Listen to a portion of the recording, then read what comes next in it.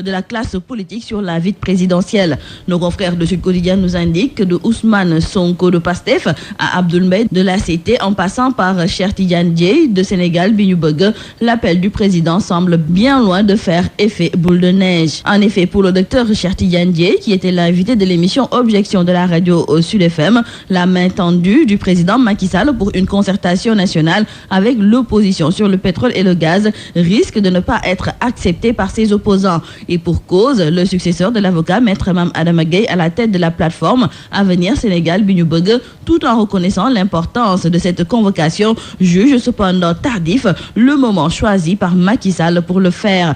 Pour le docteur Cheikh Tidiane Dièye, le président Sall aurait dû lancer son appel bien avant la signature des contrats, dès les premières manifestations des multinationales, après les premières découvertes de ressources pétrolières et gazières. Poursuivant son propos, le docteur Cheikh Tidiane Dièye a déploré cette démarche du président de la République qui, selon lui, nous replonge dans cette façon de faire de la politique où des sujets importants sont réduits à l'état de quelque chose de circonstanciel. Et le docteur Cheikh Tidiane Dièye d'ajouter que Macky Sall, qui a eu la chance d'arriver au pouvoir au moment de la découverte de ces ressources, aurait dû être dans une posture de chef de la nation et de rassembler l'ensemble des compétences des filles et des fils de notre pays autour de ces ressources pour prendre toutes les expertises et les compétences. En tout cas, nos confrères du journal LAS nous indiquent que toujours concernant cet appel, Ousmane Sonko et Abdoul Mbaye disent niet. Ces derniers clament haut et fort qu'ils ne prendront pas part à un exercice de blanchiment d'actes de malgouvernance. En quelque sorte, nous disent nos confrères du journal 24 heures concernant toujours cet appel à la concertation nationale sur le pétrole et le gaz, l'opposition tourne le dos à Macky Sall. Et nous restons avec le chef de l'État qui fait face à un malaise profond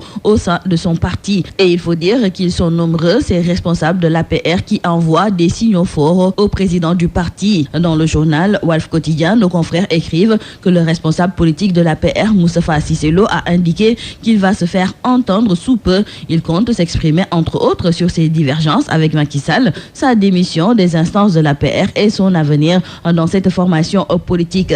Mais il faut signaler avec nos confrères du journal Vox Populi qu'après les attaques de Moustapha Cissé Lo contre le chef de l'État, ce dernier a eu une longue séance d'explication avec le chef de l'État Macky Sall. Nos confrères de Vox Populi nous en parlent et nous indiquent que l'entrevue a eu lieu hier en début de soirée à la résidence privée du chef de l'État à Mermoz. Et nos confrères ne savent pas ce qui s'est dit entre les deux responsables politiques. Et mis à part les dissensions au sein de son parti, le chef de l'État Macky Sall devra aussi faire face à un nouveau front. En effet, nous renseigne l'Observateur, Abdoulaye Baldé, Modou Diagne Fada, Samba Bathily, Déthié Diouf et Modou Fall ont lancé hier la coalition pour une alternative démocratique (DISO), un nouveau projet politique pour l'édification d'un Sénégal de développement participatif et durable. Et ce front va croiser le fer avec le président Macky Sall en 2019. Serigne Mbaye Thiam, le ministre de l'Éducation nationale, est aujourd'hui l'invité de nos confrères des quotidiens Enquête et La Tribune. Et il faut signaler avec nos confrères du journal Enquête que malgré les indignations de part et d'autre,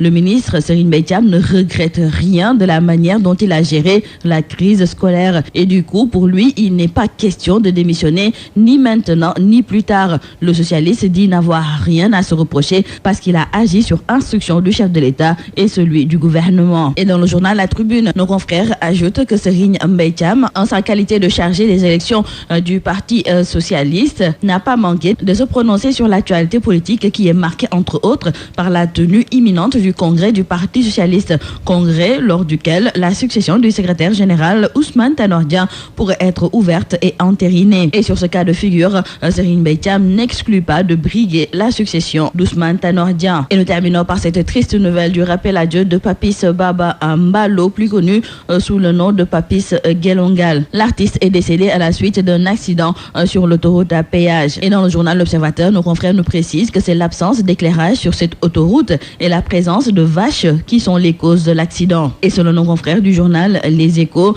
cet accident de Papis de Gelongal ouvre encore une fois le débat à grande vitesse sur cet ouvrage tarifé qui ne finit pas de faire jaser les usagers à tout prix et à défaut d'éclairage. Et la mort tragique de Papis de Gelongal sur l'autoroute a suscité moult réactions de la part de Sénégalais et ces derniers ont déversé leur bile sur la Sénac. Nos confrères nous indiquent même qu'un collectif d'indignés va être mis en place et ce collectif va porter plainte. Et d'ores et déjà, retenons Retenons qu'une pétition est en cours. Elle a déjà enregistré plus de 16 000 signatures. C'est tout à vos journaux et très bonne lecture.